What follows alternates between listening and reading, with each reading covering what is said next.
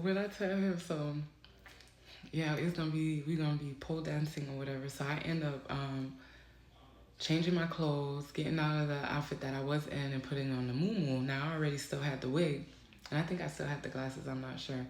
So when I get there, her cousin Keisha's there, Keisha number two, and she ended up doing this whole beautiful setup.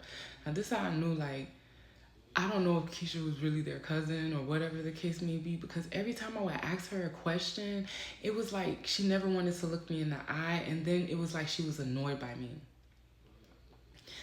Like I know people was like, you always know, like, cause the little setup that she had, I was like, oh, that would really be pretty cute. But I was thinking of it in a way like she did the whole like doing a bridal shower. I don't know why I was thinking like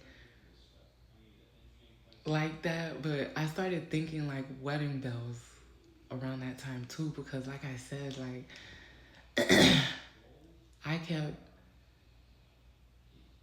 I kept seeing the possibility of me being married one day, and I was gonna try to like, cause I even started doing my little vision board on everything that I wanted my wedding to look. I started doing all of that. When I tell you, when I started manifesting, my wedding was like, I have basically my whole wedding plan. Like my husband better be on board with the shit that we were about to do. So, but anyways, getting back to the story.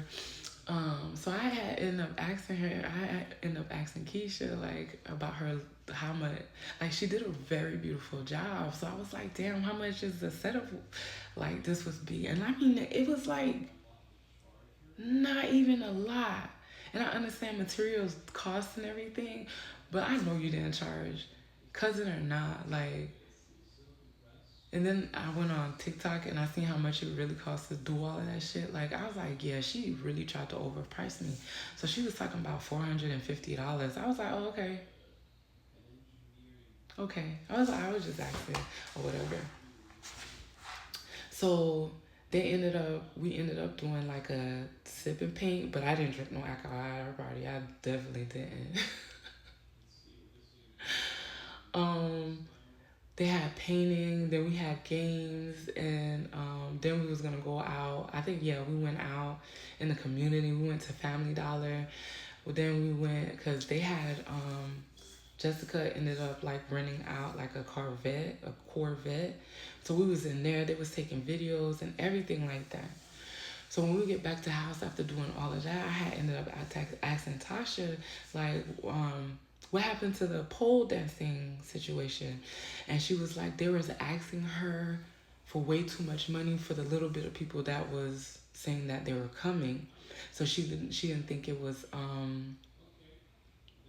she was not gonna waste her money.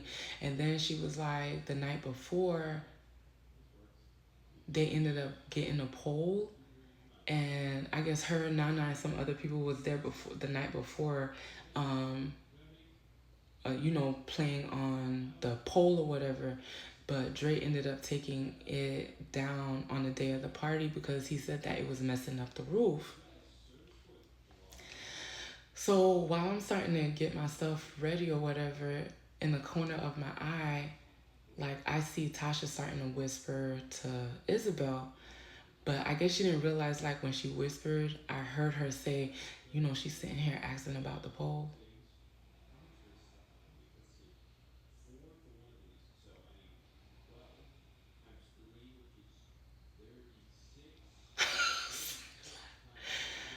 I was like,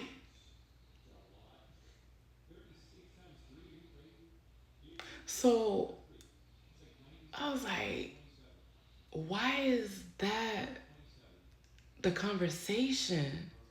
But then I kept seeing that. So I was like, now it's starting to make sense. Now I'm putting everything together. Now I'm putting everything together. I said, oh, there's somebody here she think I'm trying to put on a show for. So mind you, the only two guys that's there is one of her cousins, Dre and Junior. But mind you, Junior got back on that level with me where he would flirt with me every time he would see me. But when Jessica was there, he wouldn't do it. So I'm like, okay,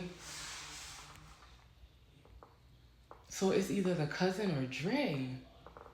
So then they go into talking about Claudia, like how Keisha still follows Claudia. She hasn't blocked. Claudia hasn't blocked Keisha, so Keisha is the one feeding them information about Claudia. But I don't know. I knew Claudia wouldn't be like that bold to put it on her Facebook page. But then they started telling me how Claudia had to make a GoFundMe page for her dad because her dad's in Haiti, and I think he had like either prostate problems or he had prostate cancer. So she ended up making a GoFundMe for her dad and was asking people to donate because it was costing like 20,000 or American dollars for him to actually get the surgery. But then she was like,